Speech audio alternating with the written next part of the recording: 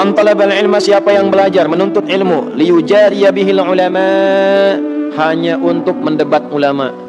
Hati-hati itu. Hanya untuk mendebat ulama, berbangga-bangga dengan di hadapan para ulama. Karena sifatnya talaba, maka ada, ingat kalau Nabi sampaikan ini berarti kejadian.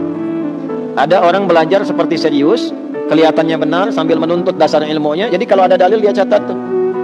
Ini Qurannya, dalil, hadisnya dia hafalin betul karena nuntut ilmunya.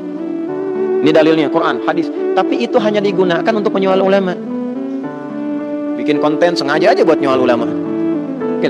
Bikin status hanya untuk nyoal ulama. Jadi bangga kalau sudah nyoal si fulan tuh bangga. Padahal belajar aja baru 1 ayat, 2 ayat.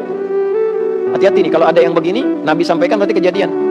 Ada orang belajar, kelihatannya serius, paham dalil, paham itu artinya dia pelajari itu ngerti, catat gitu kan. Ya, pahamnya paham dalilnya, tapi kadang nggak paham cara menempatkannya bagaimana. Tapi yang paling bahaya adalah ketika didapatkan itu digunakan hanya untuk menyerang orang lain. Yang paling berbahaya untuk menyoal ulama. Kan kalau ulama levelnya sudah beda. Belajarnya terukur, sistematis. Kan 4 itu. Wala yata'allamu illa mimman takallamat ahliyatuhu. Ya, wa dhaharat diyanatuhu, wa tahaqqaqat ma'rifatuhu, ya, wa ishtaharat siyanatuhu. 4 kata Imam Nawawi itu. Kalau ketemu ulama begini hati-hati. Hati-hati itu.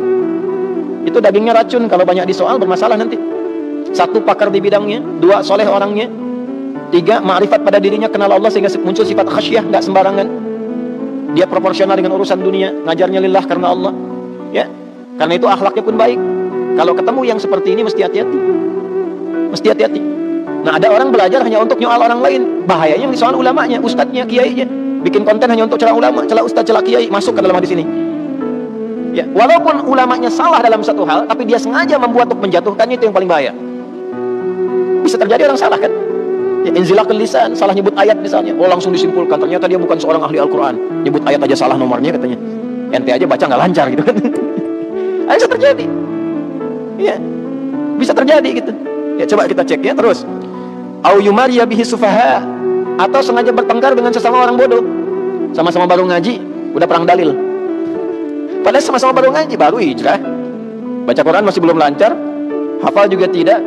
Baru tahu ayat 1, hadis 1, guru ngajarin, buat dipraktekin, dipakai nyerang orang. Yang paling tidak menarik adalah bertengkar sesama para pelajar, ribut. Ya, perang komen.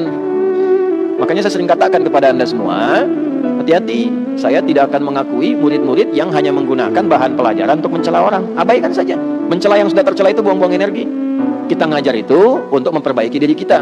Kita belajar untuk membuat kita lebih dekat dengan Allah, bukan menjatuhkan orang lain.